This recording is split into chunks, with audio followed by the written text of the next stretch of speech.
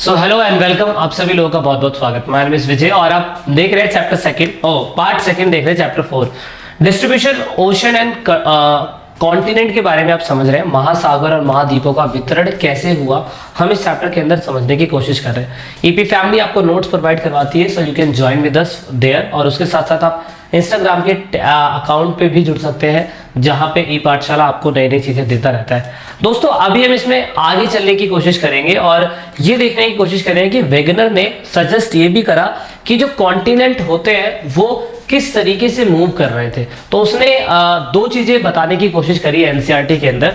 Number 1 है polar flicking force और दूसरा है टाइडल फोर्स।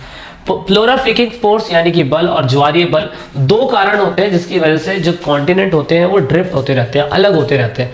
मतलब मेन बात ये है कि वैसे तो ये एक ऐसा प्रोसेस है जो हमेशा चलता रहता है और ये क्या कहते हैं कॉन्टिनेंट जो होते हैं ऑफकोर्स खिसकते ही जा रहे हैं। जैसे कि हमने पहले वीडियो की सीरीज में भी समझा था कि भाई जो चीजें हैं, जो अर्थ सरफेस है वो आज से नहीं कि हजारों साल से मूव करता जा रहा है और ये करता जाएगा, ये कंटिन्यू प्रोसेस है। लेकिन अल्फ्रेड वेगनर ने इसके ऊपर और डीपली थ्योरी बताते हुए दो और कारण बताए, जैसे बताया कि किस तरीके से कॉन्टिनेंट जो होते हैं या जो पानी होता है या कॉन्टिनेंट होता है वो मूव करता है एक प्लेस से दूसरे प्लेस पे। वो क्या है? नंबर 1 है polar fling force. The polar fling force related to the rotation of the earth. Polar flicking वाला बल जो है पृथ्वी के घूमने से संबंधित है और इसकी वजह से पृथ्वी जो है या कॉन्टिनेंट जो है ड्रिफ्ट होता है, दूर होता है या नए नए उसमें मूव्स होते रहते हैं। दूसरा है टाइडल फोर्स, मतलब ये सन और मून के अट्रैक्शन पे डिपेंड करता है। It is due to attraction of sun and moon that develop tides in the ocean waters. मतलब समुद्र के पानी में ज्वार और भाटा का जो विकास होता है वो सूरज और चंद्रमा के आकर्षण के कारण होता है। और आपने देखा भी होगा बहुत सारी मूवी के अंदर कि महासागरों के अंदर दिन के टाइम पीरियड पे तो पानी जो होता है वो सही तरीके से क्या कहते हैं ज्वार नहीं मार रहा होता है, लेकिन जब वो क्या कहते हैं रात का समय होता है तो फिर पानी बहुत तेजी से फ्लो करने लग जाता है। तो ये भी एक कारण है जो उन्होंने बताने की और समझाने की कोशिश करी कि इसके पीछे ज्योग्राफिकल मैटर क्या होता है जिसकी वजह से हमारे कॉन्टिनेंट जो है ड्रिफ्ट होते हैं। उस पे आर्थर होम्स बताते हैं कि सही मायने में कन्वर्जन करंट थ्योरी जो है इसको सही तरीके से अगर हम देखें तो ये भी एकमात्र कारण हो सकता है हमारे कॉन्टिनेंट के अलग होने का। जैसे कि this was an attempt to provide an explanation to the issue of force on the basis of which contemporary scientist discards and continent drift theory. यह मतलब मेन इशू उन्होंने बताया, इन्होंने उसको एक्सप्लेन करके दिखाया कि जो उनके समय में जो साइंटिस्ट थे वो ये बताते थे कि कॉन्टिनेंटल ड्रिफ्ट थ्योरी जैसी कोई भी चीज़ नहीं होती है, लेकिन इन्होंने इस चीज़ को प्रूफ करके दिखाया, इसका स्पष्टीकरण करके दिखाया जो उस समय पे जो वैज्ञानिक जो इनके साथ के वैज्ञानिक थे वो इसको नकार रहे थे, मना कर रहे थे। लेकिन इन्होंने बताया कि महाद्वीपीय बहाव जो है सिद्धांत जिसे हम कॉन्टिनेंटल ड्रिफ्ट थ्योरी बोलते हैं, इसका सही तरीके से प्रूफ ये है।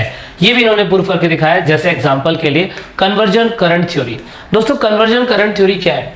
कंटिन्यू अगर आपने देखा होगा कि जो हमारा कोर होता है, इनर कोर और आउटर कोर, तो इनर कोर जो होता है वो काफी ठोस माना जाता है, आउटर कोर और कोर जो है वो थोड़ा लिक्विड फॉर्म में है। तो आपने देखा होगा कि यहाँ से कुछ भी फ्लो होता है तो फ्लो होने के बाद तो धरती के ऊपर जाके मैग्मा जो है वो निकलता है। निकलने के बाद आप देखते हो कि धरती थोड़ी सी अलग होती है, थोड़ी सी स्ट्रेच होती है, देखा होगा आपने, है ना। तो इसी को एक कन्वेंशनल करंट थ्योरी का नाम दिया गया, जिसकी वजह से बताया जाता है कि जब भी कोई मैग्मा निकलता है जमीन के ऊपर गिरता है तो उस टाइम पीरियड पे फिर हमारा जो क्या कहते हैं धरती है वो थोड़ी सी ड्रिफ्ट होती ही होती है। तो एक कारण ये भी है। उन्होंने ये भी बताया कि मैपिंग ऑफ ओशन फ्लोर, क्योंकि हम इसमें कॉन्टिनेंटल के बारे में बात कर रहे हैं और ओशन के बारे में बात कर रहे हैं कैसे बन रहा है, तो उन्होंने ये भी बताया कि सेम यही चीज जो वोल्केनो इरप्शन होता है वो जरूरी नहीं है कि वो अर्थ सरफेस पे क्रस्ट पे ही हमें दिखाने को मिलता है। इवन समुद्र के अंदर भी ऐसे मूवमेंट्स होते रहते हैं जो हमें नहीं पता चल पाते। तो इसे मिड ओशनिक रेंज कहा जाता है। मिड ओशनिक रेंज को हिंदी में मध्य महासागरीय कटाक बोलते हैं इसे हिंदी में। तो the mid oceanic range were found to be most active in term of volcanic eruption. मतलब अगर आप देखो तो कहीं ना कहीं मिड ओशनिक रेंज जो होता है वो कहीं ना कहीं अगर आप देखें तो वो भी वोल्केनो के एक्टिव होने का एक जीता जागता नमूना है, जिससे वो ये बता देते हैं कि भैया कुछ भी मिड ओशनिक रेंज के अंदर जो कुछ भी लावा निकला है तो ये वाली मतलब जो ये लावा पड़ा होगा ये थोड़ा नया है और दूसरे जो है वो थोड़े पुराने हैं। तो इससे भी रॉक से भी ये पता लगा लेते हैं कि यहाँ पानी के अंदर वाले फ्लोर के अंदर भी कहीं ना कहीं मूवमेंट्स हो रही हैं। The dating of the rock from the oceanic crust reveal that the fact that they are much younger and the continental area। तो वही वाली बात है कि जब मिड ओशनिक रेंज में वोल्केनो इरप्शन होता है, ज्वालामुखी फटता है, तो फटने के बाद जब लावा इनके पास आके बाहर गिरता होगा तो उससे भी ये अंदाजा लगा लिया करते होंगे कि ये लावा जो है नया है और दूसरी धरती के हिस्से जो है पुराने हैं। तो इससे भी यह बता रहे हैं कि यहाँ से भी हम धरती को बदलता हुआ देख सकते हैं। ठीक है, तो इस चीज को स्टडी करने के लिए उन्होंने ओशन फ्लोर को स्टडी करा और ओशन फ्लोर को स्टडी करते समय उन्होंने बताया कि ओशन फ्लोर के डिविजन्स भी अलग अलग होते हैं, उनके सेगमेंट्स अलग होते हैं। मतलब जैसे कि हमें कॉन्टिनेंट को पढ़ना है तो हमें ओशन को भी पढ़ना पड़ेगा। जिस तरीके से कॉन्टिनेंट मूव अगर कर रहे हैं तो ओशन भी ऐसे ही है कि वो मूव कर रहे होते हैं। तो इसीलिए द ओशन फ्लोर में be segmented into 3 major division. Ocean floor को अगर हम बांटे तो उसको भी हम 3 मेजर डिवीजन में बांट सकते हैं। एग्जाम्पल के लिए कॉन्टिनेंट मार्जिन, डीप सी बेसन और मिड ओशनिक रेंज। कैसे बांटते हैं अगर आप देखें तो हमें ये तो पता है कि समुद्र की गहराई के अंदर क्या हो रहा है, कैसे हो रहा है, वो तो हम पता नहीं लगा सकते, लेकिन हम वैसे पता लगा लेते हैं कि क्या क्या बदलाव हो रहा है, क्या क्या बदलाव नहीं हो रहा है। आप देखते हैं कि इसको गहराई को नापने के लिए मशीनें आ चुकी है और यहाँ से हमें पता चल जाता है कि क्या बदलाव हो रहा है और क्या बदलाव नहीं हो रहा है। तो नंबर 1 है कॉन्टिनेंटल मार्जिन। कॉन्टिनेंटल मार्जिन के अंदर 3 चीजें आती है अगर आप देखें तो यहाँ पे कॉन्टिनेंटल शेफ, उसके बाद कॉन्टिनेंटल स्लोप और उसके बाद कॉन्टिनेंटल रेस। तो इसको हिंदी में क्या बोल रहे हैं ये लोग, इसको हिंदी में ये लोग औसत ऊंचाई यहाँ पे बोल रखा है। ये महाद्वीपीय शेफ इसे बोल रहे हैं और इसके महाद्वीपीय ढाल इसको बुलाता है। तो 3 चीज कॉन्टिनेंटल मार्जिन के अंदर आती है। ठीक है, और उसके बाद अगर आगे जाए, ये समुद्र की स्टडी करनी जरूरी है। हालांकि थोड़ा बोरिंग लग सकता है लेकिन ऑफ कोर्स हमें पढ़ना है तो हमें पता होना चाहिए कि हिंदी इंग्लिश में क्या है और महासागरों को कैसे बांटा जा रहा है। दूसरी बात आती है कॉन्टिनेंटल मार्जिन के अंदर अगर हम देखें तो ऑफ कोर्स उसमें कॉन्टिनेंटल स्लोप, कॉन्टिनेंटल शेप और आगे कहते हैं कॉन्टिनेंटल रेंज जो है, ये तीनों चीजें, राइस जो है, तीनों चीजें हमें यहाँ देखने को मिलती है। दूसरा है अबेसाल प्लेन। अबेसाल प्लेन को समुद्री बेसिन कहा जाता है। अगर आप देखें तो अबेसाल प्लेन जो होते हैं वो ऐसे होते हैं जो समुद्र के अंदर थोड़े थोड़े उठे हुए जो होते हैं ना, इन्हें अबेसाल प्लेन कहा जाता है। ठीक है, तो इनको अलग अलग नामों से पुकारा जाता है। धरती के पानी के हिस्सों में भी अगर आप देखें तो कहीं ना कहीं पहाड़ जैसी आकृति जो है उसका निर्माण हो रखा है। और डीप सी ट्रांच जो है अगर आप देखें तो वहां पे भी गर्त बने हुए हैं, वहां पे भी गहराइयां बनी हुई है, उसे डीप सी ब्रांच बोला जाता है। ठीक है, ट्रांच बोला जाता है, सॉरी। तो ट्रांच भी इसी का ही पार्ट हमें देखने को मिलता है।